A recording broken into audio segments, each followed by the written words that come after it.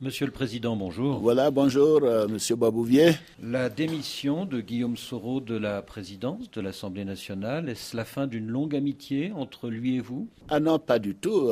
Guillaume Soro estimait qu'il était plus d'une idéologie politique qui n'était pas celle du RHDP, puisque le RHDP, les Oufouettis, nous sommes un parti libéral social. Lui se considère marxiste et donc je comprends que de ce fait, ce ne soit pas compatible avec ses convictions. Vous êtes des compagnons de longue date, depuis les années 2000, depuis notamment la crise post-électorale de 2010-2011. Il a été votre premier ministre après votre arrivée au pouvoir. Ce n'est pas rien quand même, cette oui, tout à fait. Non, j'ai beaucoup d'estime pour Guillaume Soro. C'est un jeune homme que je considère comme un de mes fils. Vous savez, j'en ai beaucoup au niveau de mon parti. Et il a été courageux, il a fait un travail important, il était engagé contre l'ivoirité. C'était la chose, je pense, qu'il a amené vers moi, comme beaucoup de jeunes qui considéraient que cette politique d'ivoirité dans les années 90 allait totalement détruire la Côte d'Ivoire. Et je pense d'ailleurs que ça a été le cas. Tous les maux de la Côte d'Ivoire peuvent être attachés à cette politique d'ivoirité. Bon, maintenant que ces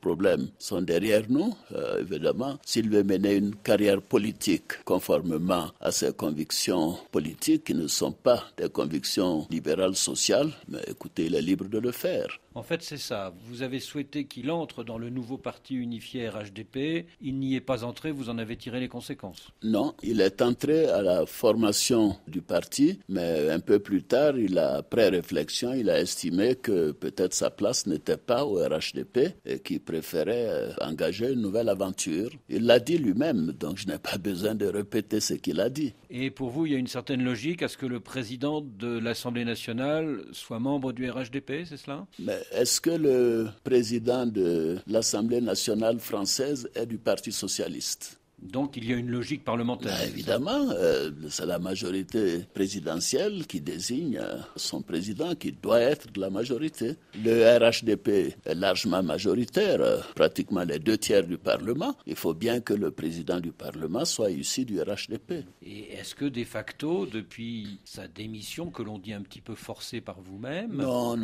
je ne suis pas homme à forcer qui que ce soit. Nous avons eu de bons entretiens, il m'a confirmé tout cela. Il m'a dit qu'il voulait prendre un peu de temps. Il envisage d'aller faire des études de MBA à Harvard. Et puis après, on verra. Je n'exclus pas qu'il revienne à la maison d'ailleurs. Est-ce que de facto, Guillaume Soro, qui est un jeune homme politique, c'est un quadragénaire, est-ce que de facto, il ne va pas être tenté de se présenter à la présidentielle de 2020 ? Mais je considère que c'est son choix, c'est sa liberté.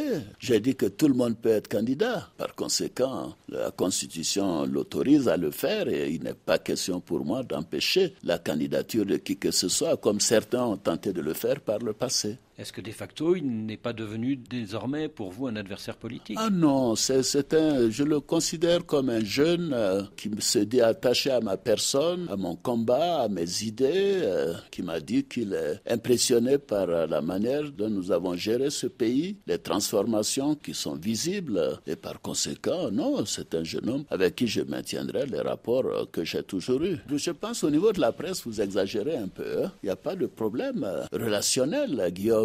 Je suis à un niveau où on ne peut pas considérer que Guillaume puisse avoir un problème avec moi. C'est un jeune homme qui se dit très attaché à ma personne. Alors un autre allié politique est parti, c'était au mois d'août dernier, et c'est pas n'importe qui, c'est l'ancien président Bédier. Il est parti où ? Il est parti apparemment dans l'opposition.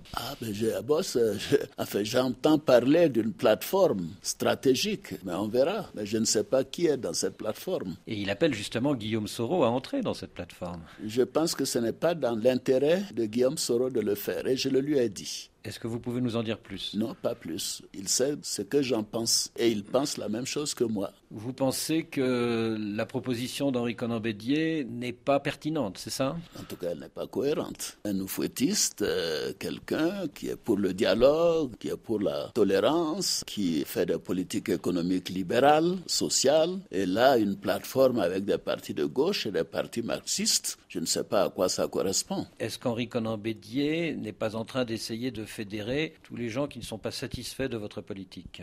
Je pense que vous devrez poser cette question à M. Henri Konan Bédié. Moi, j'ai été élu en 2015 à 83% dans des élections transparentes et démocratiques. Donc, il reste très peu de gens qui ne soient pas satisfaits de ma politique. Alors, Henri Konan Bédié, c'est tout de même un ancien président, c'est tout de même le patron d'un parti puissant, le PDCI. Ah bon? Vous ne pensez pas que les troupes soient nombreuses derrière Henri Konan Bédié? Le PDCI d'aujourd'hui n'est pas le PDCI d'hier. Pensez-vous que les gens du PDCI qui ont rejoint le RHDP peuvent affaiblir le PDCI Bédié? Ce n'est pas mon intention, mais je constate qu'ils sont les plus nombreux. Présidents de région, députés, maires, conseillers municipaux, conseillers régionaux, cadres, j'en passe. Donc votre pari, c'est ça, c'est que le RHDP unifié, qui a été créé il y a quelques jours, fin janvier, c'est qu'il garde l'esprit de l'alliance Ouattara-Bédié de 2005? Mais bien évidemment, nous avons été d'accord sur cela avec d'autres partis.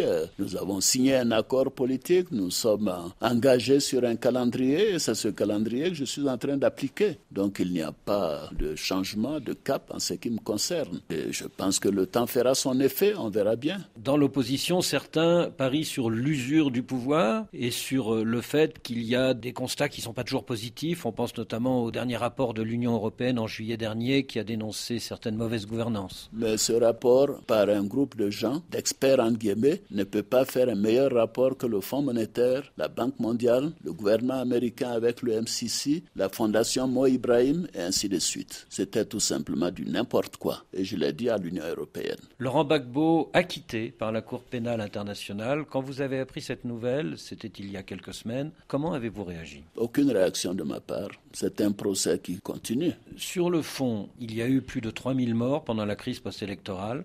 Exactement. Quelqu'un doit être bien responsable de ces 3000 morts. Justement, comment... J'espère que la justice aura la lumière sur cela. C'est ce que les victimes demandent. Est-ce que vous vous êtes dit c'est un jugement injuste? Comment vous avez réagi? Non, vous savez, j'ai fait toute ma carrière à l'international. La Cour pénale internationale est une structure internationale, je n'ai pas d'avis. Ils ont donné une décision en première instance, je signale, et maintenant il y aura sans doute appel au niveau du procureur et attendons de voir comment les choses vont se terminer. Ce que beaucoup disent dans le FPI, c'est qu'en fait la Cour pénale internationale a été instrumentalisée par la Côte d'Ivoire. Eh bien, dis donc, nous sommes vraiment puissants. Hein? Mais c'est au moins s'ils reconnaissent que la Côte d'Ivoire est maintenant un pays puissant, moderne, qui a des relations, mais vous savez, interférer avec la justice internationale ou nationale, c'est pas comme ça que je gère mon pays. Est-ce que de fait, il n'y a pas eu des liens très forts entre le premier procureur de la CPI, Moreno Ocampo, Nicolas Sarkozy et vous-même, et que cela a abouti à l'inculpation de Laurent Gbagbo et qu'aujourd'hui, il y a des juges qui disent finalement le dossier est difficile à prouver? Je le connaissais pratiquement pas. Je l'ai eu au téléphone une ou deux fois. Moreno Ocampo, je me suis même fâché une fois avec lui. Donc, vous savez, laissons la justice faire son travail. Ce serait plus simple. Et pensons aux victimes, à leurs proches. Pensons à ces 3000 morts, ces 3000 Ivoiriens qui ont quand même été massacrés. Mais nous continuons nos enquêtes pour voir quels sont ceux qui sont responsables de ces crimes. Et si demain, Laurent Gbagbo est acquitté également en appel, et s'il rentre en Côte d'Ivoire, qu'est-ce qui va se passer? Si,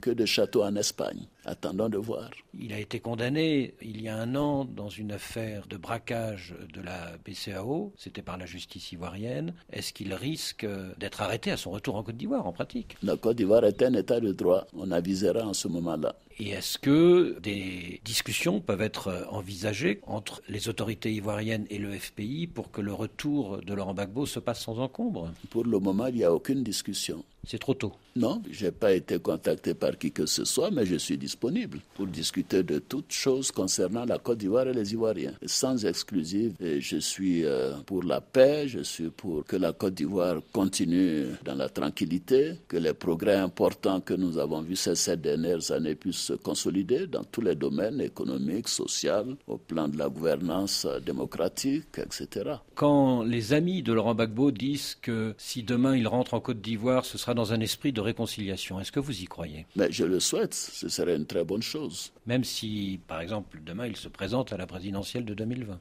Mais posez-lui la question. 2020, vous y pensez, Monsieur le Président ? Bien sûr que j'y pense, il s'agit de l'avenir de mon pays. On a fait de bonnes élections en 2015, après les problèmes que nous avons vécus en 2010. Je souhaite que 2020 se passe comme en 2015. Alors, donc 2015, vous étiez candidat. Bien sûr. Vous avez gagné dès le premier tour. 83%.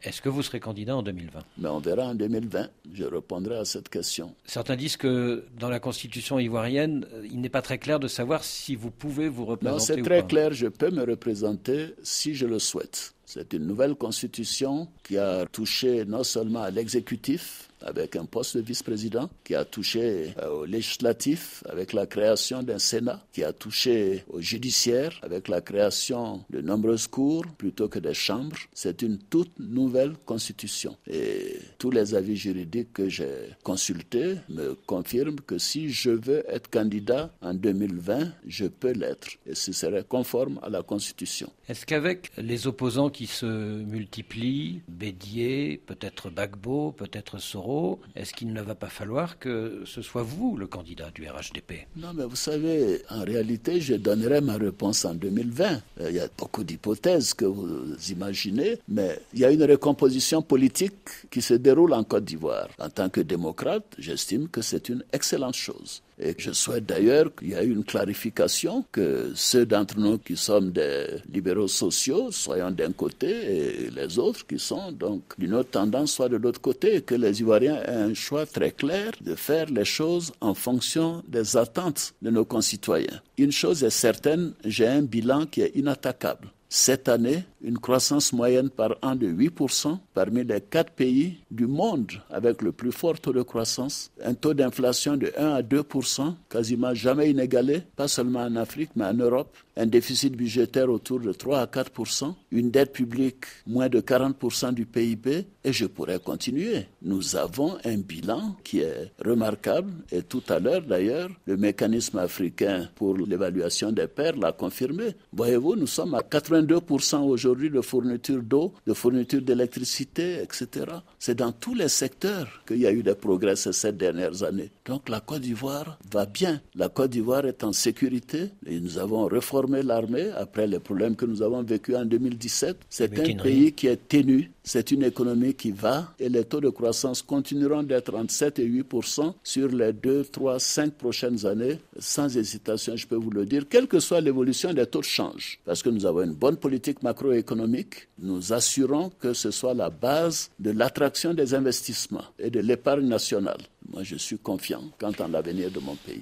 Et justement, pour défendre ce bilan, beaucoup disent aujourd'hui en Côte d'Ivoire que comme il n'y a pas au RHDP de dauphin qui s'affirme vraiment en dessous de vous, eh bien, le meilleur pour défendre le bilan, en 2020, ce sera vous. Non, cela n'est pas vrai. Moi, je peux vous citer 2, 3, 4 noms de jeunes de grande qualité. Vous pouvez nous les citer ? Je ne le ferai pas, j'ai quand même mon opinion, mais nous avons une très bonne équipe avec des gens compétents et c'est pour cela que j'ai toujours insisté sur le transfert du pouvoir à une nouvelle génération. Mais le moment viendra pour cela. Et quand est-ce que vous prendrez votre décision pour 2020 ? L'année prochaine, en 2020. Début 2020. En 2020. Je crois que je peux prendre ma décision conformément à la Constitution en fin juillet 2020, pour être plus précis, puisque les élections auront lieu le 28 octobre 2020. Normalement, le dépôt de candidature, c'est 90 jours avant, ce qui nous amène au 28 juillet 2020. Vous voyez que j'ai bien calculé tout ce qu'il faut. Oui, mais si jamais vous voulez préparer un dauphin, il faudra le préparer avant le mois de juillet 2020. Oui, mais écoutez,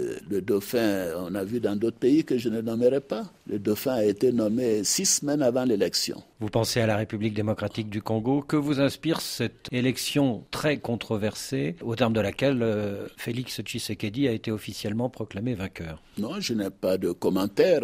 Et nous avons au niveau de la CEDEAO comme principe que les questions régionales doivent être réglées par les structures régionales. Donc il appartient à la communauté de l'Afrique de l'Est et la SADC de régler ce problème. Je connais bien le président Kabila, nous avons d'excellentes relations. Je connais bien également le président Tshisekedi, que je recevrai d'ailleurs pendant ce sommet. Et il appartient aux Congolais de trouver les arrangements pour que ce pays demeure en paix. fait. Dernière question, quel bilan vous faites de la présidence Kagame à la tête de l'Union africaine? Ne craignez-vous pas un coup de frein à ces réformes par le futur président égyptien Abdel Fattah al-Sisi? Non, je ne pense pas. D'abord, je crois que le président Kagame a un bilan exceptionnel. Vous savez, la